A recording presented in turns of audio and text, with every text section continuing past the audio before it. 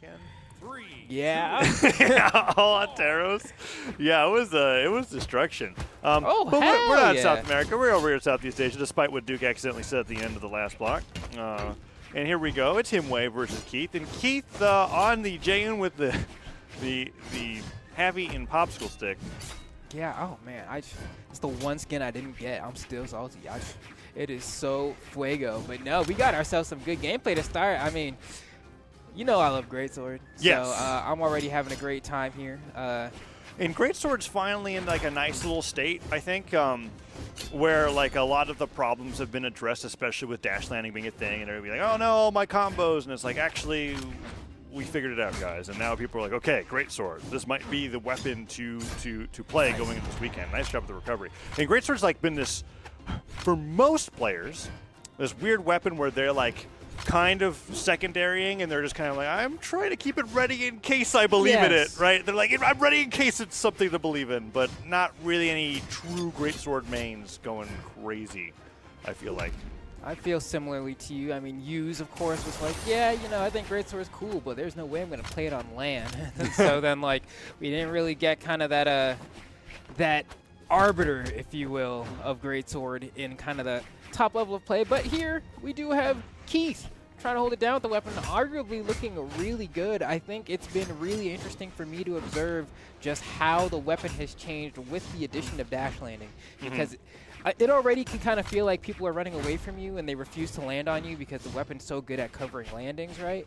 And you know, with dash landing, it makes it even harder to kind of like catch up to them in some ways, but you also get the buff and movement, so it is a give or take. So you have an easier time if your movement's crispy getting in, but in the same vein, if someone's really good at using it evasively, it can feel pretty hard. Well, and you kind of landed on why I overall think it's just a positive thing in general, where you're just kind of like, the better you are at the game, the better you're going to get from it, right? It's like if your movement's better, you're probably going to hit them more and get hit less. And that's absolutely the case. Down air puts Himwy at the left side of the stage. Was wondering if he's going to go for a side stick there, but double down air catches him off that recovery, and that's an even game here. Man, it is wildly out of place staring at this popsicle. I'm like, look at this. I'm like, especially because he's using default color schemes, you just get the red, white, and blue there. That's something. That's the classic, right? What is it? It's like I'm trying to remember what the I know what you're talking about. It's not like Neapolitan, because that's like I'm trying to think of what ice cream flavors are. Oh yeah, I mean, I know white is like lime or like lemon lime, right? And then blue is probably like blueberry or something, and then red is like, what is it? Raspberry? Raspberry? Okay, cool. There you go. You got the holy trifecta of deliciousness. Nah, because these used to be my favorite popsicles as a kid. Lime they were called firecrackers. Colored green? Or am I just wrong? Well, I mean, the limes, yes, they're usually green, but if you think of like Italian ice, right? Like, think of Italian ice when you look at that, and it makes more sense, you know. I'm sure it does. The people who knows what that means. Or like Sprite. You know what Italian ice is? No. No idea. What? What do you mean what? What are you looking at me like? We just had a whole conversation about. I'm just like, Italian ice. How is that any different than regular ice? It's very different. I don't know what makes it different. You can't tell me. Okay. That's what I'm saying. I asked you why, and you're looking at me. I'm just like, it's just like. Oh! He almost hit the blast zone at the end of the end light. That would have been hilarious. Ah! What? It's fine. Keith goes down game one, despite having controlled the entire time. And Himwy takes the lead in the set. So you don't know about Luigi's. Oh my gosh, Tyler, you're killing me here, dude. Okay, like, so if there's ice cream, right, and then there's like sorbet or something like that. That's another word I don't know. Brother. We gotta just focus on the game. All right, yeah, we're pivoting back. I didn't think it was gonna be all this. Dude, there was this one time when I was like, it was on a charity stream, and there was a thing where I got a card where I was supposed to draw like a quiche or something, and I've never heard the word in my life. What? I had no idea what I was drawing. So what'd you draw? I just didn't draw anything. All right, somebody got a zero on the assignment. I tried. It was like, what was it? It was like a Pictionary game or something. I don't remember what it was. was. Like Drawful or something. Yeah, I or don't know. Garlic Phone or something. And I was just like, how am I supposed to know what this is? And someone was like, this is like some kind of like pie-like thing that has like cheese in it or something. I was It's like, like what? it's like eggs. I had but no like, idea. Never heard of it in my life. These and they're words mid are anyway. not. It's fine. Okay. Huge lead from Himwy here in game 2. And Keith, Ooh. while having a strong start before, looks like the. I was gonna say something about Italian Ice, but I have no idea. Yeah, dude, I really don't. I really feel like I'm sliding you here on the desk. Mean, you know, like shaved ice is, right? Like, yeah. Okay, so think of like you get like a block of ice that's like flavored like something, you know, and then you just like you scrape it, and then like that. I see. I'll have to get you some. But all right, here we go. KeithThePooPoo gets a stock with that greatsword. You know, now that I'm talking about this game that, you know, I'm here for, / it's kind of why you guys bring me here, right? Oh, pivots the end light opener and gets sidelight nared for it. Falling down here there for reaching too high, and Keith, he's going off the side of the stage. The popsicle has been melted. Can he make it back? Sidelight hits, stops Sair. He's out of there. One stock left, and Himwy could be up 2-0 in this winner's final. It's really funny because I feel like yes, like Hammer got like honestly some like really slight changes, you know. Literally slight. It's like yes, yeah. exactly, Yeah. and like it feels like everyone suddenly remembered how to play the weapon. Like I'm like, you know, I mean, it's really in my head it was Stomp got some end lag on whiff. Now nobody wants to play it anymore. And then everything else has gotten some stuff, and Stomp was never really that bad to begin with, and now we're just like, oh yeah, the weapon was fine.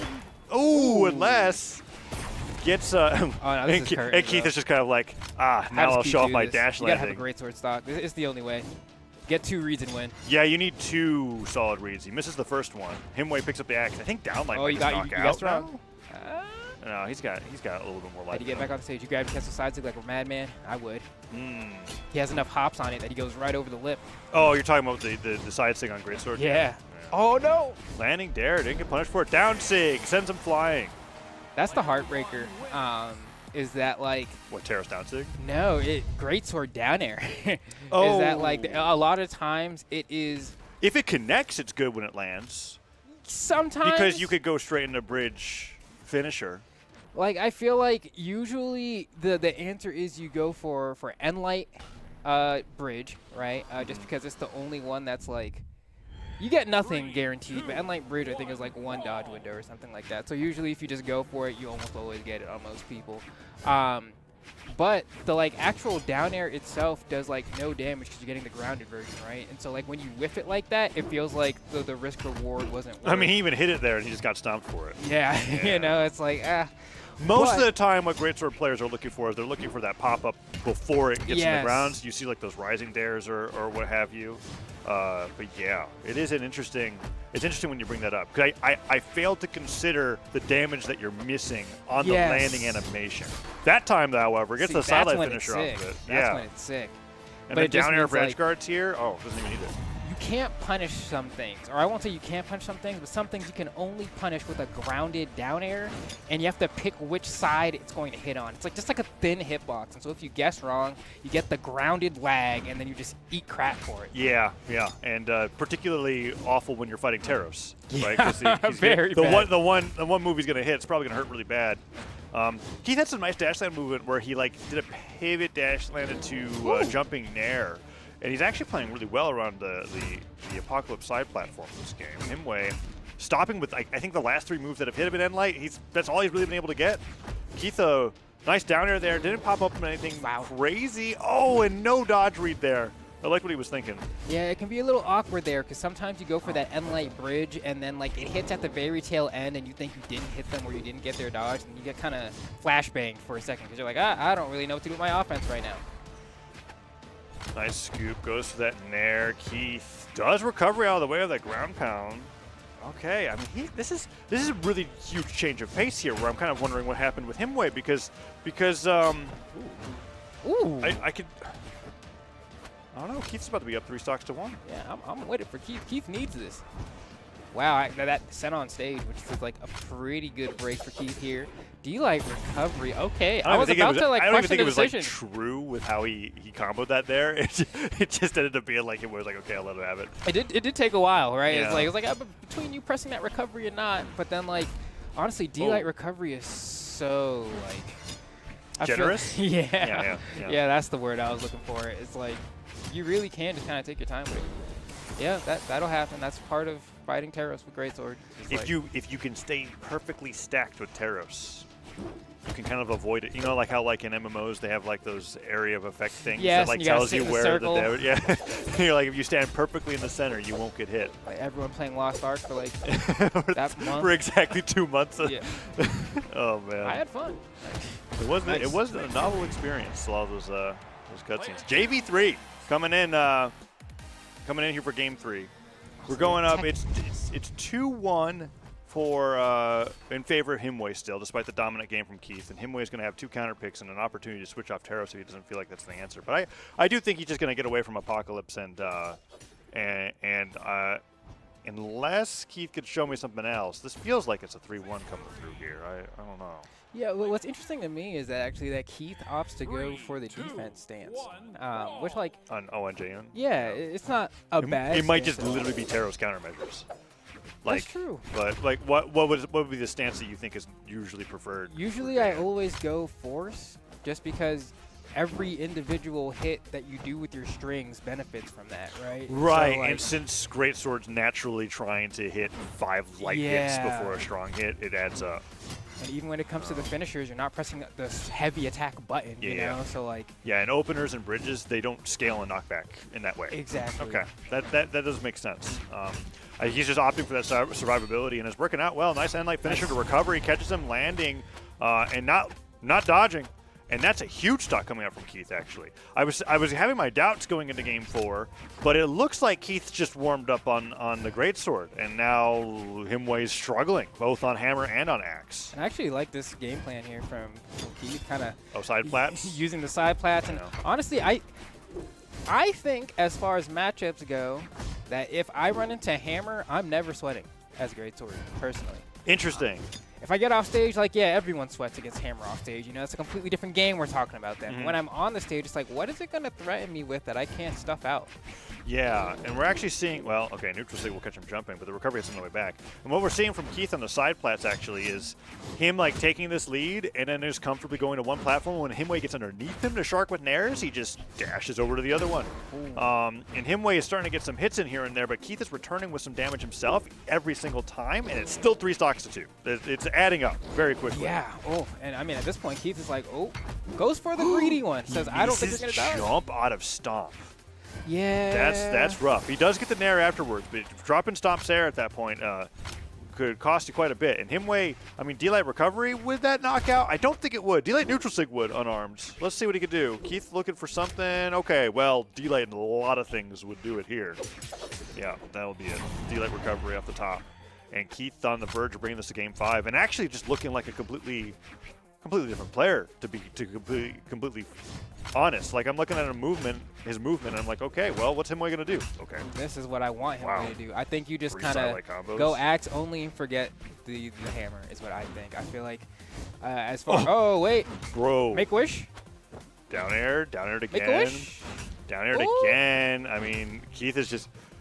Okay, he's back. He's back. He made it back, but I mean, chopped up, yeah.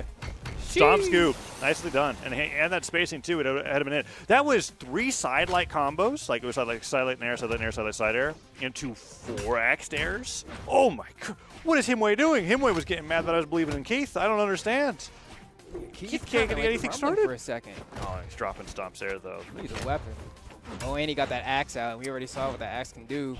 Yeah, Keith has been getting hit by so many dares from Himwy on the way down as he overextends after like 1 neutral hit. Oh, sidelight nair comes through again. Himwy on the verge of bringing this back. I mean, he was down almost an entire 2 stocks. What the heck? Yeah, I don't. Oh, cheeky from Keith. Whoa. Cheeky. But that's the thing that I think everyone forgets about is that, like. I don't think I've seen that Jane Sig knockout ever. It's good. It is good. It's good. It's not the strongest, but it's not the weakest either. It's like right in the middle. You know, I feel like if I had to, like, I'd say, like, Val and Sig levels of kind of like KO potential. Yeah. Recent Val and Sig, I should say, not old Val and Sig. Game 5. But the angle's much better. And so, like, that kind of helps a lot in scenarios like that. Yeah, where you're trying to get Val KO and off the Sig still top. has the benefit of that, like, one position on stage where it's grounded. Yes. Developer fun fact, Jay and neutral Sig on sword hit grounded during testing. Oh, wow. You guys should have never told me that. Give it back. That will never come back. He needs it. I remember looking at it and I'm like, guys? I was like, are we sure? Anyways, game 5. Using that neutral Sig in the air where it was meant to be used and doing it to great effect. I mean, he took Himwy off the top in orange. Like, like that was like, if that didn't hit, I think Himwy was going to hit his next sider and that was going to be the game. And now we're back on Miami Dome. And it's the closest that I think it's been between these two so far. We had like 2 blowouts back and forth. First 2 games into the second 2 games, and now we're here in game 5. Himwy gets hit by the sidelight finisher, dodges the weapon throw, and they're both unarmed. Yeah, he lost that great sword by accident there, but man, just to find another one. Gets stuffed on the side air and almost loses the stock for it. Needs to find a way down, can't do it, and is going to lose the stock as Himwy is always able, apparently, to find just the sneaky little moments to go ahead and secure that lead. Yeah, Himwy's getting huge advantages when Keith is directly beneath or above him, which usually you think like the disadvantage state is one or the other, but like Keith like chases Himwy in the sky, gets axe aired 3 times, or he'll try to land on top of Himwy and he'll get stomped. But a good corner guard there with the Sarah, and those are where he's actually benefiting. If he can't, he's doing very well horizontally. He's not doing so well vertically. And Himwy, having him above him once again, hits several nairs, and Keith barely manages to get a landing through. Okay, and you can see Keith looking for the dodges in, Himwy dodging out now.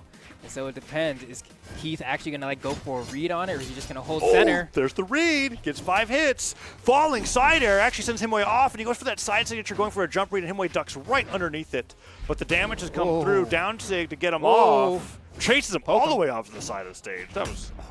I don't know about the dash insider there. You could lose your stock here, man, just to get another touch, but needs to get out this corner. You know what Teros can do. I don't think he's at risk of getting knocked out the down Sig just yet, but that side light ended up being stacked, and they both kind of dropped their strings as they stay stacked on top of each other. A little odd moment there. Downlight takes the weapon out of his hands. Weapon spawn comes through, and Himwy very cleverly. I mean, that was like great reaction times on that spawn to steal it away, because he was in the middle of nairing when he picked that up.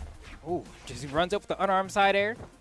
Has to get out this corner, though, and, you know, neutral light, D-light is exactly what Himwy's going to be looking for. 3 times now, right? Unarmed air, almost doing the job there. Falling side air, second swing only. Takes Himwy down, and Keith 1 stock away from getting into grand finals here in the Autumn Championship. It's hard to get the extra credit here. You get 1 read before you die, you feel really good here, but... You did get a hit. Yeah, the sidelight opener. How much damage is that? Like 8? Around there, It's not a...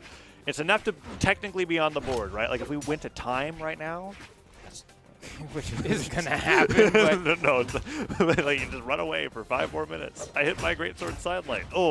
Accent light hits him. I mean, he wants the greatsword. I kind of thought about the situation the last time was that like he was very damaged and picked up a greatsword, and you knew that he was probably going to lose his stock with it, which meant that coming into the next stock, you had to find a moment to get rid of the sword to get the greatsword back. All right, he's poking him with these dares. He's getting the full damage out of it. That's 3 dares in a row now. Okay, he's been doing the side plat, bobbing and weaving. Yes. And the dare comes through again. That's 4. Could have gone for a double dare there, I think, as well. Oh, but he goes for the dare. Ends up landing into the stomp sider. Double nair from Himwy, just barely misses. Stomp sider catches him out of his recovery, actually, He got stuffed. So he has dodge, and he died. No ground pound or anything. Yeah, I mean, I don't think Himwy really realized how dire that was for Keith. The recovery hits through here. Oh, Keith, is he going to steal this game again? Oh, goes to the headlight finisher. Nair just barely doesn't knock out. Oh, you're going to get hit here. He's going to be able to survive because it's the end light. Whoa, okay, exhaustive recovery. Baits Himwy, actually. Weapon spawn perfectly comes in. Oh, he's waiting it out. Show me your dash landings. He gets the recovery. Oh, the sword's picked up. Oh, he sidelights away. Show me your best D-light impression. He spot dodges in place. He misses the nair. They're both looking for that 1 hit. Give me the D-light. Ah, he misses. They're both missing Sairs. They don't want to put it out. They don't want to get punished. They're just Sairing. Do it. Oh, what's it going to be? Sider hits. Not going to be the... Let's go, KeithThePooPoo. Wow. what a ground pound. He did what Himwy was too afraid to do on the hammer and that edge guard, That's right? true. Yeah, no, he had the game locked up right there. It was stuffed recovery. He had no jumps. He had to horizontal dodge to even make it to the stage. We were both sitting there being like, where's the hammer ground pound? Because I was thinking, like,